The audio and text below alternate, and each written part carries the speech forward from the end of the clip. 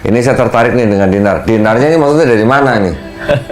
Jadi gini, sebelum ngomongin dinar dan bisnis ya Go ya, justru saya kenapa menginginkan ilmu magnet rezeki itu justru menjadi fondasi sebelum kita ngomongin bisnis. Oke. Karena sebelum lahirnya bisnis ini sendiri, ya saya pernah berada di titik terendah sekali saat itu. Berapa miliar? Oh, lebih Ini dari 21 nih. 21 miliar dalam hitungan materi. Ya. Kalau saya dalam kondisi pesakitan yang nggak bisa sama sekali nyari rezeki. Oke.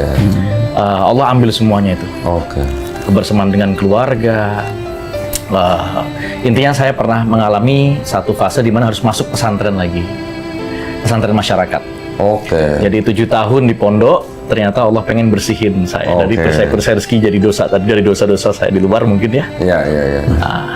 Karena satu hal, yakni waktu itu saya kejar rezeki itu kejar tayang. Oke. Pagi jadi malam, malam jadi pagi, kok segini nyari rezeki. Singkat cerita, saya letih sekali, microslip, nabrak orang nggak sengaja. Oke. Tapi innalillahi wa inna ilaihi raji'un. Meninggal di tempat. Saya kena pasal pidana saat itu, tapi saya akui banyak dosa-dosa saya. Yang menarik kok, karena ini ada di Garda Mu'alaf ya. Saat itu kok ya yang meninggal adalah kawan kita di Katolik. Oke. Saya dikenal di komplek itu sebagai ustadz di situ. Oh.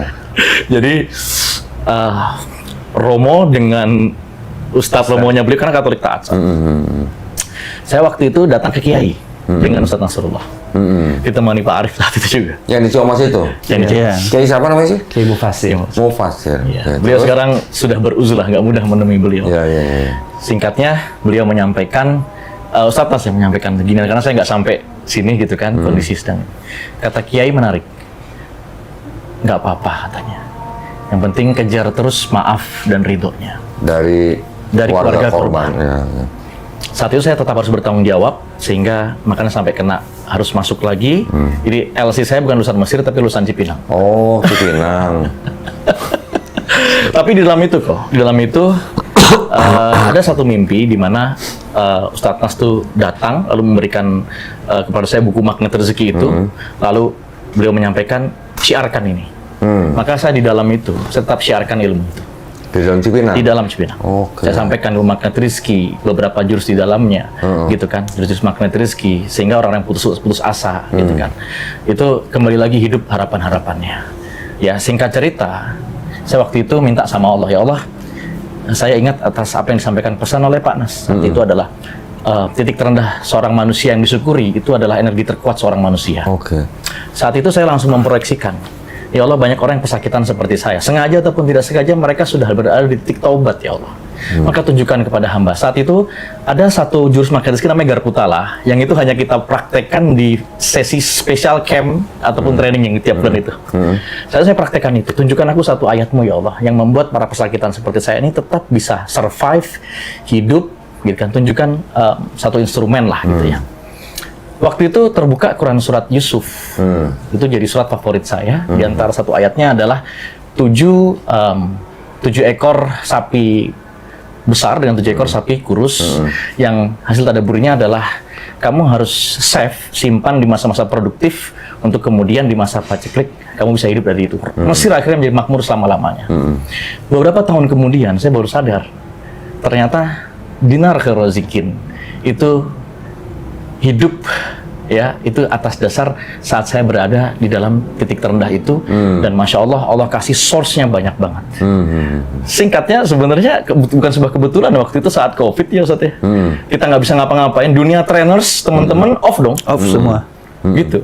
Waktu itu kita tetap ngasih makan tapi kok. Masya Allah. Dapur kami di rumah, kan kebetulan ibu catering gitu. Catering juga. Panas bilang, udah ente ajarin dah tuh teman-teman biar tetap di dapur ngepul dan ngasih makan. Siap. Gitu kan. Beberapa bulan setelah itu kok, taubat prosesi selesai, saya keluar kan, kita ngasih makan aja fokusnya. Allah tunjukin itu dalam sebuah sesi, gitu kan, di mana teman saya dulu pernah saya bantu untuk bangun perusahaannya, ngomong kalau Ustadz mah komunitasnya udah bagus, value-nya udah bagus, magnet rezeki, buat aja dinar khairazikin. Ustadz langsung kayak terserahkan tuh Ustadz, Mas. Oh iya dinar. Gitu. Kayak siap menyambut keemasan di akhir zaman gitu. Masya Allah. Kayak ini kan, ya Allah, ini kan menghidupi satu hadis Nabi, la ya'tiyanna zamanun la yanfa'u fihi dinarun wa dirham. Akan datang satu masa tidak ada yang bermanfaat kecuali dinar dan dirham, gitu kan. Tapi kita nggak boleh pakai itu sebagai alat tukar. Sebagai alat simpan, pas banget.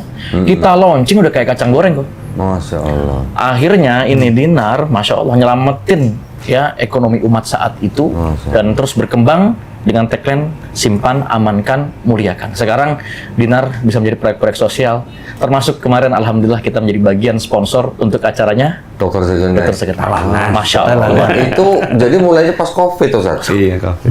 Oh, Itu dana CSR-nya dinar itu. Masya Allah. Berarti baru 4 tahunan ini baru jalan ya? Baru 6. 6. 6 Dari- total 6. Dari tahun berapa? 2020? 2020. Oke, Masya Allah. Itu